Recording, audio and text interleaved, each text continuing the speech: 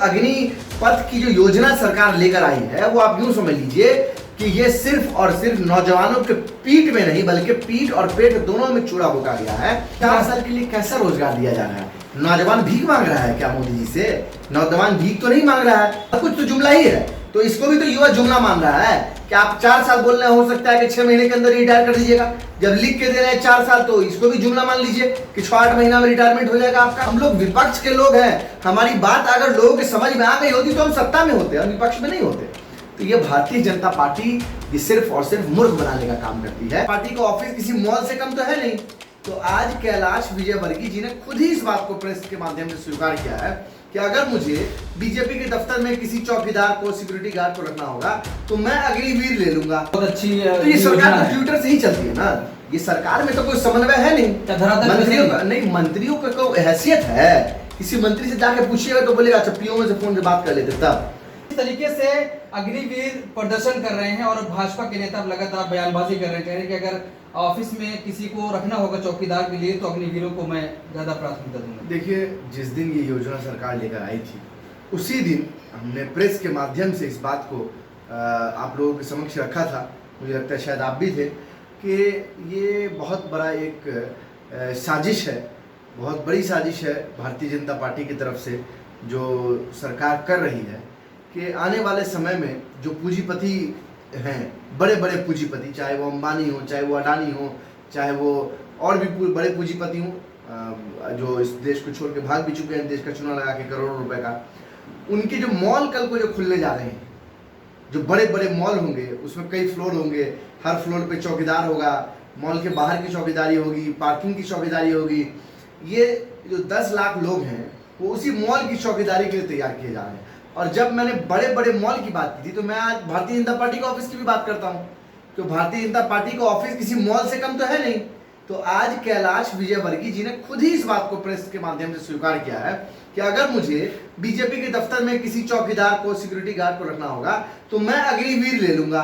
Agnipath scheme से जो लोग सेना में जा रहे हैं वो रिटायर होंगे, बड़ी जवानी में 21 साल की उम्र में रिटायर हो जाएंगे, तो उनको हम लोग यहाँ पर ले लेंगे। एक मंत्री हैं के कृष्ण रेड्डी जी, उनका आज यह बयान आता है कि वहां पर उनको स्किल की ट्रेनिंग दी जाएगी, किसी को वहां पर हजाम बनाया जाएगा, किसी को स्वीपर बनाया जाएगा, किसी से चाय बनवाई जाएगी। तो ये सब स्किल का ट्रेनिंग का पार्ट है। तो अब ये समझ लीजिए कि सेना में भर्ती होकर अब आपको हजाम बनना है। इस देश के अंदर आप सेना में भर्ती होंगे तो आप चाय बनाना सीखेंगे, आप सेना में भर्ती होंगे तो आप सफाई करना सीखेंगे, झाड़ू लगाना सीखेंगे। कितने शर्म की बात है कि इनके मंत्री, भारत सरकार के मंत्री लोग, भारतीय जनता पार्टी के इतने सीनियर लोग वो इस तरह की बात करते हैं। हमें तो पहले से आशंका थी, हम आज भी इस बात को कह रहे हैं मजबूती से, कल भी इस बात को कह रहे थे। ये इनकी मंशा साफ जाहिर हो गई है। और इस सब से ऊपर एक अहम बात यह है कि सरकार हर बार योजना लेकर आती है, एक स्कीम लेकर आती है, वो स्कीम नहीं स्कैम होता है, चूंकि उनको मालूम ही नहीं होता। ये सरकार के अंदर बहुत सीवियर पॉलिसी पैरालिसिस है, मैं बार बार कह रहा हूं इस बात को। इसीलिए चूंकि जीएसटी जब लेकर आए तब इन्होंने 30 बार संशोधन किया, नोटबंदी जब लेकर आए तो बार बार जो नोटबंदी से जो परेशानियां हुई तो 70-72 बार संशोधन किया उनके कानून के अंदर। इसी तरह से अग्निपथ योजना के आए हुए 3 दिन हुए स्कीम को आए हुए और 3 संशोधन हो चुका है। और अब प्रेस के माध्यम से जो अभी हमारे आर्मी के जो प्रमुख लोग हैं उन लोगों के माध्यम से प्रेस कॉन्फ्रेंस कराया जा रहा है और प्रेस कॉन्फ्रेंस के माध्यम से धमकी भी दी जा रही है कि जो लोग प्रदर्शन कर रहे हैं उनको नहीं लिया जाएगा, या ये कहा जा रहा है कि आप लोग अनुशासन में रहे। ये तो सरकार का काम है ना, ये काम आर्मी के किसी स्टाफ का थोड़ी है कि आर्मी के स्टाफ आके इस चीज को क्लेरिफाई करे। ये काम तो सरकार को करने का है, सरकार आके इस बात को करे। प्रधानमंत्री अपनी रैलियों में व्यस्त हैं, प्रधानमंत्री हिमाचल में जाके रैली कर रहे हैं, प्रधानमंत्री गुजरात में जाके रैली कर रहे हैं, लेकिन उनको देश में हो रही हिंसाओं की चिंता नहीं है। पूरा देश जल रहा है, इतनी हिंसा हो रही है, वो क्या आके अपील नहीं कर सकते हैं देश के नौजवानों से, युवाओं से? ये नहीं कह सकते हैं कि क्या सही है क्या गलत है? क्या ये नहीं कह सकते हैं कि हम इस स्कीम को रोल बैक करेंगे? और आज सेना के माध्यम से उनके तमाम उच्च पदाधिकारी ने प्रेस करके ये कहा है कि पुरानी जो स्कीम है उस स्कीम के थ्रू अब कोई भी रिक्रूटमेंट नहीं होगा। तो ये बात साफ हो गई। हमने पहले भी कहा था कि ये जो अग्निपथ की जो योजना सरकार लेकर आई है वो आप यूं समझ लीजिए कि ये सिर्फ और सिर्फ नौजवानों के पीठ में नहीं बल्कि पीठ और पेट दोनों में छुरा भोंका गया है।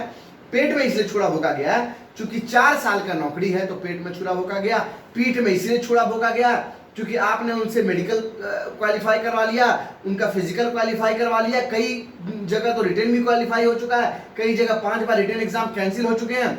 अब वो लेटर की तैयारी में थे जिनका रिटर्न भी क्वालिफाई हो चुका है, उनको बोला जा रहा है कि सारा कुछ रद्द हो गया। लेकिन एक ऐसे समय में जब नौजवान रोजगार मांग रहा था तो उनको दिया जा रहा है रोजगार 4 साल के लिए। नहीं तो 4 साल के लिए कैसा रोजगार दिया जा रहा है? नौजवान भीख मांग रहा है क्या मोदी जी से? नौजवान भीख तो नहीं मांग रहा है। नौजवान तो बोल रहा है कि हर साल 2 करोड़ नौकरियों का वादा किया था, 8 साल में 16 करोड़ नौकरी देना चाहिए। आने वाले 1.5 साल में, चुनाव में अभी 1.5 साल का समय है, लोकसभा चुनाव में, उसमें सिर्फ 10 लाख नौकरी। अरे अभी अनाउंस कर देते कि 10 करोड़ नौकरी देंगे, पिछला 5 साल का बकाया तो कर देते 2014 से 19 का, लेकिन वो भी नहीं किया। 1.5 साल में 10 लाख नौकरी, वो तो 4 साल के अमित शाह बोलते हैं। अब आप जुमला तो हर कुछ तो जुमला ही है, तो इसको भी तो युवा जुमला मान रहा है कि आप 4 साल बोल रहे हैं, हो सकता है कि 6 महीने के अंदर रिटायर कर दीजिएगा। जब लिख के दे रहे हैं 4 साल, तो इसको भी जुमला मान लीजिए कि 6-8 महीना में रिटायरमेंट हो जाएगा आपका। आखिर ऐसी क्या वजह है कि सरकार सिर्फ 25% लोगों को एब्जॉर्ब करेगी, सेना सिर्फ 25% लोगों को एब्जॉर्ब करेगी, बाकी 75% को क्या आप गार्ड बनाना चाहते हैं? क्या उनको आप जो है वो गलत दिशा में भेजना चाहते हैं? क्या वो देश के विरोधी गतिविधि में शामिल नहीं हो सकते? पूर्व में ऐसा हुआ है। तो अगर नौजवानों के अंदर असंतोष रहेगा, युवाओं के अंदर अगर असंतोष रहेगा, तो अब यकीन मानिए सेना ठीक से काम नहीं कर पाएगी। आज हम लोग बहुत चुनौती है हमारे साथ सीमाओं पर। चाइना बॉर्डर हमसे शेयर करता है, वहां पर इतनी चुनौतियां, पाकिस्तान शेयर करता है, वहां पर इतनी चुनौतियां। तो जब सीमाओं पर इतना तनाव हो, उस समय में अगर इतनी कम ट्रेनिंग के लोग अगर हम सेना में भर्ती करेंगे, जबकि 3 साल की ट्रेनिंग के भर्ती के बाद जब सेना में लोग आते थे तो उनके अंदर एक लगाव होता था, उनके अंदर पूरी एक ट्रेनिंग उनकी होती थी। 6 महीने के अंदर कौन सी ट्रेनिंग दे सकते हैं आप? 6 महीने के अंदर कौन सा? आप चाइना का नाम ले रहे हैं, प्रधानमंत्री कह रहे हैं कोई हमारी पोस्ट पे घुसा ही नहीं है, किसी कब्जे में नहीं। प्रधानमंत्री तो यही कह रहे हैं, लेकिन जब वर्ल्ड फोरम पे जब बात होती है तो अमेरिका ने भी रिलीज कर दिया, बता दिया ना कि चाइना ने कितना हिंदुस्तान के अंदर एंट्री कर लिया है, भारत की कितनी जमीन चाइना ने कब्जा कर लिया और कितने मकान बना लिए हैं। इसी तरह से प्रधानमंत्री मोदी जी तो ये कह रहे हैं कि हमने कोई गलती की ही नहीं, कोई इन्होंने गलती नहीं की, ये तो तपस्या करते हैं। तपस्या आप यही कहेंगे, हम फिर से आपके माध्यम से कहेंगे, आपको तपस्या करना है तो आप चले जाइए गुफा में, पहाड़ों में, प्रधानमंत्री का पद किसी और को दे दिए। भारतीय जनता पार्टी में ऐसे लोग होंगे, अब मुझे लेकिन कहने की जरूरत नहीं है, लेकिन आपकी तपस्या में हर बार कमी रह जाती है। आप एक योजना लेकर आते हैं, जिसके लिए लेकर आते हैं उसको समझ में नहीं आता। आप कृषि कानून लेकर आए, किसान को समझ में नहीं आया। जीएसटी लेकर आए, वो व्यापारियों को समझ नहीं आया। नोटबंदी लेकर आए, अर्थशास्त्रियों को समझ में नहीं आया। अब ये सेना की जो भर्ती आप 10 लाख लेकर आ रहे हैं, एक छोटी सी भर्ती है, बताइए इतनी छोटी सी भर्ती, वो युवाओं को नहीं समझ में आ रही है। जो सेना में जाना चाहते हैं, देश की सेवा करना चाहते हैं, मातृभूमि में अपनी प्राण को निछावर करना चाहते हैं, उनको नहीं समझ में आ रहा। सब बात खाली मोदी जी को समझ में आ रहा है, बस यही तो यही है। लेकिन बीजेपी के तमाम मंत्री नेता ट्विटर पर यह कह रहे हैं कि बहुत अच्छी, तो ये सरकार तो ट्विटर से ही चलती है ना, ये सरकार में तो कोई समन्वय है नहीं। मंत्रियों का नहीं, मंत्रियों का कोई हैसियत है? किसी मंत्री से जाके पूछिएगा तो बोलेगा अच्छा पीओ में से फोन से बात कर लेते, तब। ये मंत्री को कोई हैसियत ही नहीं है।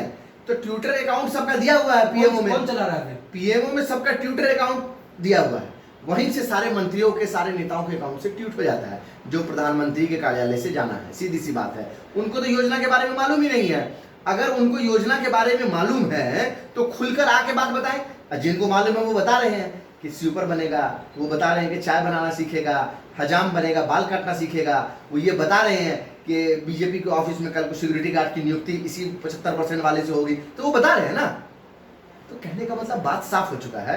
इस तरह का छलावा, छल कपट की जो राजनीति भारतीय जनता पार्टी और ये सरकार नौजवानों के साथ कर रही है, हम लोग इसके विरोध में हैं। और आज कांग्रेस पार्टी की तरफ से सत्याग्रह किया गया, और मैं आपको बताऊं कि उस सत्याग्रह में कुछ ही लोगों को शामिल करने की अनुमति पुलिस ने दी, बाकी तमाम कार्यकर्ताओं और नेताओं को रोक दिया गया।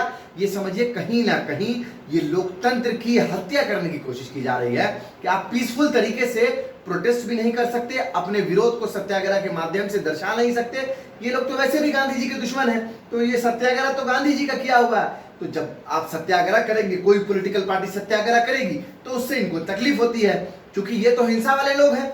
हम लोग तो अहिंसात्मक तरीके से अपनी बात को रखना चाहते हैं। हमारी नेत्री आदरणीय प्रियंका गांधी जी ने अपनी बात को आज रखा सत्याग्रह के माध्यम से, और तमाम नेताओं ने जो 50 लोगों की अनुमति वहां पर उन्होंने दी, सब लोगों ने अपनी बात को रखा है। और मुझे पूरा यकीन है कि आने वाले समय में हमारे नेता ने जिस तरह से पहले कहा था कि कृषि कानून वापस लेना पड़ेगा, राहुल जी ने कहा था, इसी तरह से राहुल जी ने कह दिया है कि ये अग्निपथ योजना सरकार को वापस लेनी पड़ेगी। मार्क माई वर्ड कि मेरे नेता ने जो पहले कहा था वही हुआ है, अब जो कह रहे हैं वही होगा। आप कह रहे हैं बीजेपी हिंसा के लोग हैं, बीजेपी हिंसा करती है, कैसे करती है हिंसा? ये हिंसा कौन करवा रहा है?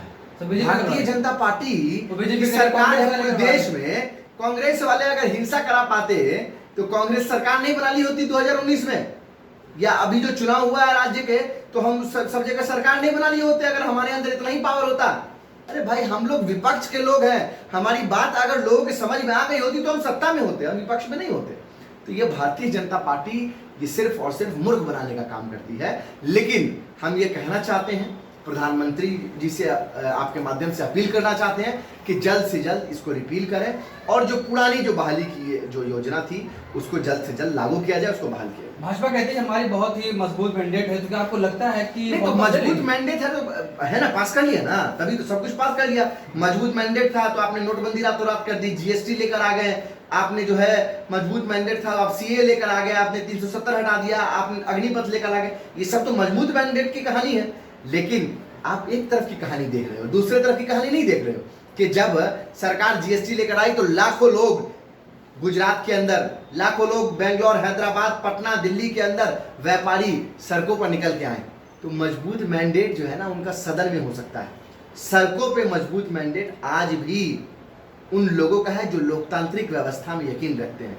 सड़कों पर मजबूत मैंडेट आज भी उन लोगों का है जो सरकार की गलत नीतियों के खिलाफ आवाज उठाते हैं। इसीलिए सीए जब लेकर आई तब भी विरोध हुआ, जब आप कृषि कानून लेकर आए तब भी विरोध हुआ। 700 किसानों ने अपनी जान की आहुति, अपने प्राण की आहुति दी। ये किसान अपने बिल के लिए भी लड़े, और किसान का बच्चा जब सेना में जाए तो उसको 4 साल का आप नौकरी दीजिए, ठेके पे सेना को आपने डाल दिया है। तो कहने का मतलब ये है कि चाहे आप जितने भी मजबूत हो जाए, पार्लियामेंट के अंदर आप कुछ पास करा लेंगे, इसका मतलब ये नहीं है कि आप उसको सही ढंग से लागू कर पाएंगे। चूंकि लोहिया जी और जेपी जी ने कहा हुआ है कि जब तक सड़कें सुनसान नहीं होंगी, संसद को आवारा होने से रोका जा सकता है। अगर सड़कें सुनसान हो गई तो संसद आवारा हो जाता है। तो आपका नंबर कितना भी हो, हम आपको आवारा नहीं होने देंगे मोदी। लेकिन छात्रों ने ये कह दिया कि हम दिल्ली कूच कर रहे हैं, दिल्ली आ रहे हैं, तो इससे क्या आपको लगता है? ये तो सरकार को अब समझना चाहिए कि छात्र अगर दिल्ली आएंगे, दिल्ली में भी इस तरह के प्रदर्शन अगर बढ़ेंगे तो इस तरह से कितनी संपत्ति का नुकसान होगा। मैं तमाम युवाओं से ये अपील करता हूँ कि किसी भी तरह के हिंसात्मक प्रदर्शन में आप हिस्सा ना लें, अहिंसात्मक तरीके से चलें, गांधी, नेहरू, मौलाना आजाद के रास्ते पर चलें। जिस तरह से हम लोगों ने देश को आजाद कराया गोरे अंग्रेजों से, अब ये काले अंग्रेज हैं, उन्हीं के चेले चट्टे बट्टे हैं ना, ये सब हेडगेवार और गोलवलकर और सावरकर जी के जो डिसेंडेंट हैं, अब वही सत्ता में बैठे हुए हैं। तो इन्हीं काले अंग्रेज को सत्ता से हटाना है, और इनसे जो है हम लोग मजबूती के साथ अहिंसात्मक ढंग से लड़ सकते हैं। हिंसा किसी भी चीज का हल नहीं।